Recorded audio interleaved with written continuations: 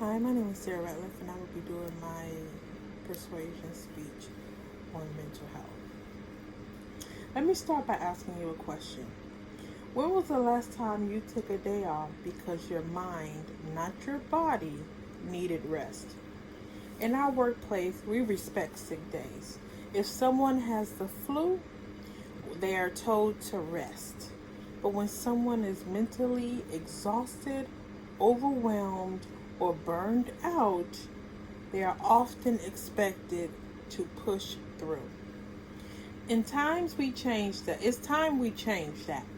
Mental health days should be mandatory in the workplace, not optional, not frowned upon, but normalized and protected because our mental well-being is just as important as our physical well-being.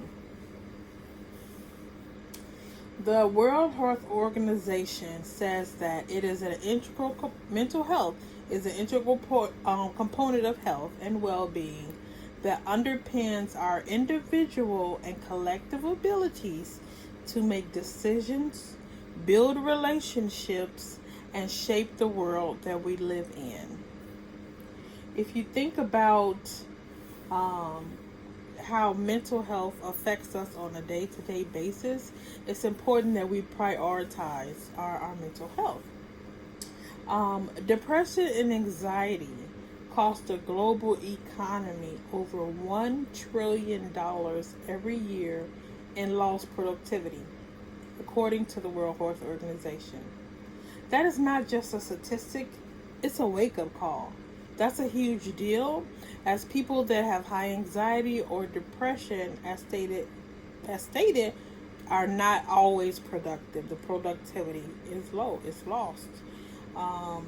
It's due to different reasons, whether it's lack of motivation, hospitalization, or just being unable or unable to complete the task. Employees are showing up, but they're not always functioning.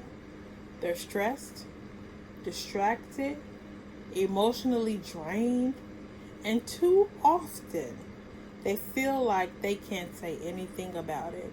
They feel like they are expected to push through.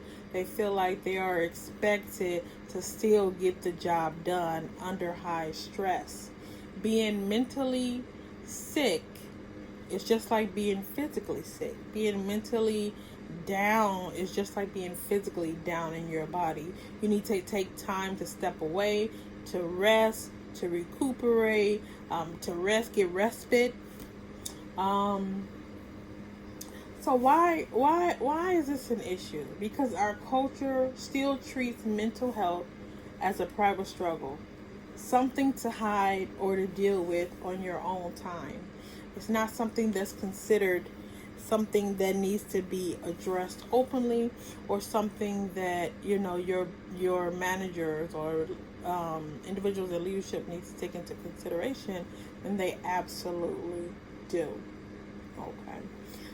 Burnout is not weakness. You're not weak because you're becoming burned out. Anxiety is not laziness. And taking a day to reset mentally is not indulgent. It's responsible. Taking time to step away and to recuperate or to regenerate your mind or yourself is not indulgent. It's not a selfish act. Well, it is a selfish act, but it is a responsible act as well. Burnout can easily happen in the medical field with nurses. A lot of times they burn out due to the high level of mental as well as physical stress, and then the low capacity of help.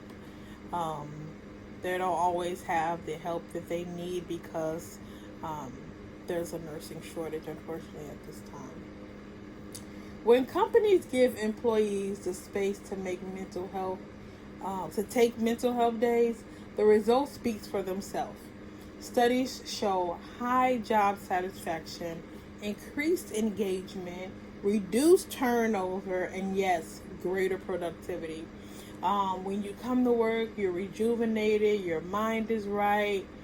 You want to get the job done. You want to have a productive day. When you feel good, you give your best, and when you don't feel good, you don't give your best, and that's really as simple as it is. Tech companies, startups, and even school districts that have implemented mental health days report improved morale and resilience. People return to work more focused and energized when they've had a hard time, when they've had a chance to step back, breathe, and heal. This isn't good for just individuals. It's smart business. A well-rested, mentally healthy team performs better. A well-rested, mentally healthy team performs better. Mandating mental health days also sends a powerful message that your mental health matters here. It tells employees that they don't need to fake a stomach bug just to catch their breath. It creates culture of trust and psychological safety. When leaders model this behavior, when a manager says, "I'm taking a mental health day," it gives everyone permission to do the same. That's how you change workplace culture. Not with posters and platitudes, but with policies and practices. So what am I saying? We have the data. We have stories of how, it can be productive. We have all these things that we can share with you. But at the end of the day, what I'm saying, let's stop treating mental health as a footnote in our policies and start treating it as a priority it truly is. Mental health days should not be a perk for the privileged few. They should be a right for everyone. Let's lead with empathy. Let's lead with courage.